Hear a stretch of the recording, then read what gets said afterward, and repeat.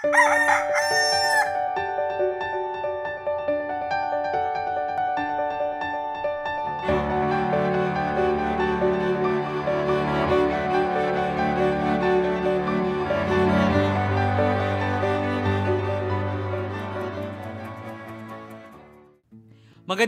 umaga kapamilya. Ako po si Father J-Boy at tayo na po at magkape at pandasal.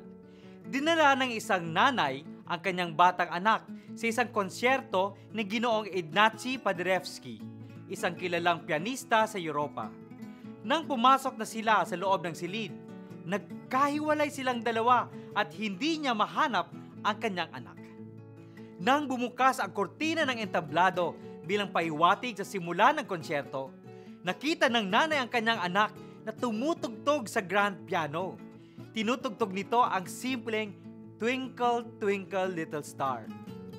Upang hindi mapahiya ang bata, sinabihan ni Ignacy Paderewski ang bata. Sabi niya, "Huwag kang tumigil, tuloy ka lang." Umupo si Ignacy sa kaliwa ng bata at sinabayan niya ng baho ang tinutugtog ng bata. Pagkatapos, inilagay ang kabilang kamay niya sa kanang kamay ng bata at tumugtog siya ng isang obligato at naglagay ng kulot-kulot sa piano. Napakaganda ng kanilang musika. Sa pagkamangha ng mga nanonood, binigyan nila ang bata at si Ginoong Paderewski ng isang standing ovation. Mga kapamilya, ito ang ginagawa ng Diyos sa atin. Maaring paggandahin ng Diyos ang ating mga simple at ordinaryong buhay.